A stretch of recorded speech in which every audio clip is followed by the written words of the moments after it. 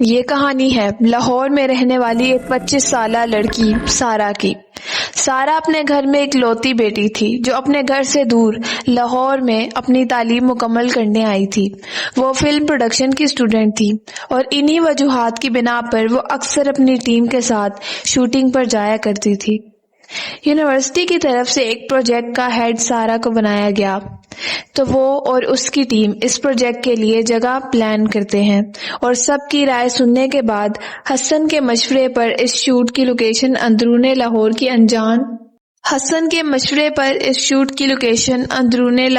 انجان اور تنگ گلیوں میں طے پاتی ہے۔ اگلے دن حسن اپنی ساری ٹیم کو پک اپ کرتا ہے اور وہ سب اپنی منزل کی طرف روانہ ہو جاتے ہیں۔ دوپہر کے 2 بج گئے تھے اور وہ سب لوگ اپنے اپنے کاموں کی طرف جاتے ہیں کیونکہ وہ اب اندرون لاہور کی ان تنگ ترین اور ویران گلیوں میں پہنچ چکے تھے۔ کافی دیر لگی یہاں تک کہ مغرب کا وقت آن پہنچا، مگر کام اب بھی باقی تھا اور ساری ٹیم کو بھوک بھی لگی تھی۔ رات بھی ہو چکی تھی۔ سارا اور حسن نے سب کو پیک اپ کا کہا اور گاڑی سے کھانا منگوایا۔ وہ سب بنا ہوا تو نہیں تھا مگر وہ کچھ بسکٹس اور سنیک اپنے ساتھ لائے تھے جو ان کی بھوک کو مٹا سکتے تھے۔ وہ سب گلی کے کونے میں بیٹھے یہ باتیں ڈسکس کر رہے تھے کہ گھر جانا ہے یا ادھر ہی رات گزاریں گے کہ انہیں دور سے ایک روشنی نظر آتی ہے۔ یوں محسوس ہو رہا تھا کہ گویا کوئی شخص یہاں ان سے بات کرنے آ رہا ہو۔ کچھ قدموں کے فاصلے کے بعد جب وہ انسان واضح ہونے لگا تو ان سب کے پاس آیا اور کہا، تم سب یہاں کیا کرنے آئے ہو؟ اس کی آواز ایک دم اسٹریٹ فارورڈ تھی، آنکھیں سرخ اور قد یہاں موجود لوگوں میں سب سے لمبا تھا۔ حسن نے جواب دیتے ہوئے کہا کہ ہم یہاں کام کرنے کے لیے آئے تھے مگر اب اندھیرا ہو گیا ہے اور ہمیں واپس جانے کا راستہ بھی نہیں معلوم، تو ہم سوچ رہے تھے کہ شاید ہم اسی جگہ رات گزار لیں، مگر یہاں کوئی انسان نہیں رہ رہا۔ یوں لگتا ہے کہ ان گھروں کے مکین یہاں سے بہت سالوں پہلے چلے گئے ہوں۔ کیا آپ ہماری مدد کر سکتے ہیں؟ حسن نے اس کی طرف دیکھا، اس کا چہرہ ایک دم عجیب سا ہو گیا۔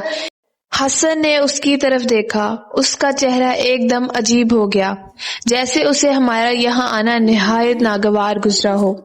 کچھ دیر ہماری طرف بغیر آنکھ جھپکائے دیکھتا رہا اور سارا سے مخاطب ہو کر کہنے لگا کہ تمہیں یہاں آنا نہیں چاہیے تھا، مگر چونکہ تم لوگ آ گئے ہو تو چلو میرے ساتھ۔ اتنی رات کو تم لوگوں کا ان گلیوں میں رہنا تمہارے لیے مصیبت بنے گا۔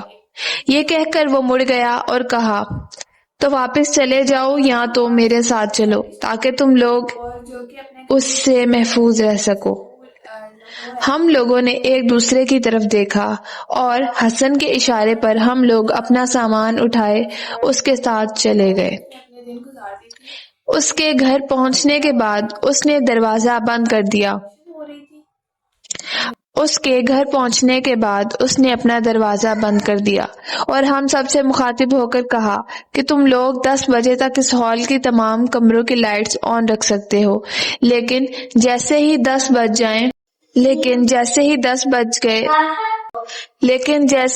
بج گئے وہ آ جائے گا تو تم لوگ اس کے آنے سے پہلے سب کچھ بند کر کے سو جانا، چاہے کچھ بھی ہو جائے۔ 10 بجے کے بعد باہر مت جانا اور یہاں کسی چیز کو مت چھیڑنا۔ یہ کہہ کر وہ یہاں سے چلا گیا اور اپنے کمرے کا دروازہ بند کر لیا۔ ہم 3 لڑکیاں سارا، وجیہہ اور گلزیب صوفے پر کسی طرح سو گئے، جبکہ حسن اور حنان نیچے کارپیٹ پر۔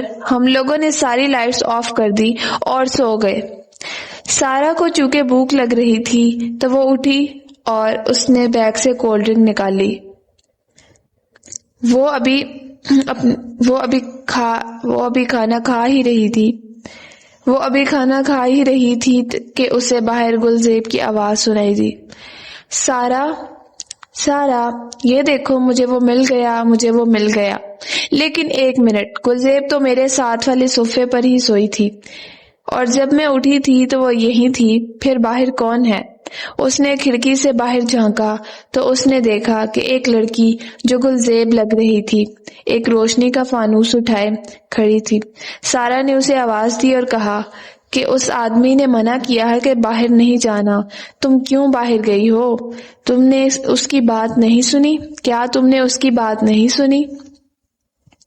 گلزیب تھوڑا سا ہنسی اور کہا، سارا، تمہیں بھی باہر آنا چاہیے، دیکھو مجھے کیا ملا ہے، ایک خوبصورت فانوس، پر اس پر تو کوئی بجلی کی تار نہیں، مگر یہ جل رہا ہے۔ یہ تھی تو گلزیب ہی، مگر یہ آواز اس کی نہیں تھی۔ سارا نے اسے کہا کہ آ کر سو جائے۔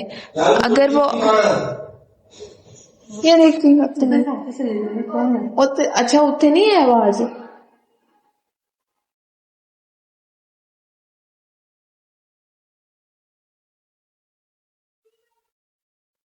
یہ تھی تو گلزیب ہی، مگر یہ آواز اس کی نہیں تھی۔ سارا نے اسے کہا کہ آ کر سو جائے۔ اگر وہ آدمی آ گیا تو اس نے تمہیں اس فانوس کے ساتھ دیکھ لیا۔ اگر وہ آدمی آ گیا اور اس نے تمہیں اس فانوس کے ساتھ دیکھ لیا تو مصیبت ہو جائے گی۔ میں جا رہی ہوں، تم بھی آ کر سو جاؤ۔ سارا آ کر اپنے بستر پر لیٹی اور سو گئی۔ صبح ہو گئی تھی۔ سورج کی روشنی کھڑکی کو پار کرتے ہوئے اندر آ گئی۔ سارا کی آنکھ کھلی اور اس نے باقی سب کو آواز دی۔ سب اٹھ گئے اور اب گھر واپس جانا سب اٹھ جاؤ کہ اب گھر واپس جانا ہے، اٹھ جاؤ سب اٹھ گئے، مگر گلزیب نہیں اٹھ رہی تھی۔ سارا نے اس کے صوفے سے کپڑا ہٹایا تو وہاں خون سے بھری ہوئی لاش تھی جو ساری کی ساری جلی ہوئی تھی۔ سارا اچانک سے پیچھے ہوئی، باقی سب لوگ بھی ڈر گئے۔ وہ آدمی بھی اپنے کمرے سے بھاگتا ہوا آ گیا۔ وہ آدمی بھی اپنے کمرے سے بھاگا ہوا آیا۔ باہر آتے ہی اس نے سب کو دیکھا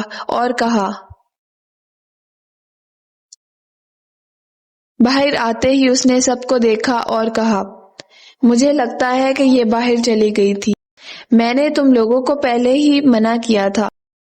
یہ واقعہ انتہائی خوفناک تھا۔ اس کے پارٹ 2 میں ہم آپ کو آگے کی کہانی سے آگاہ کریں گے۔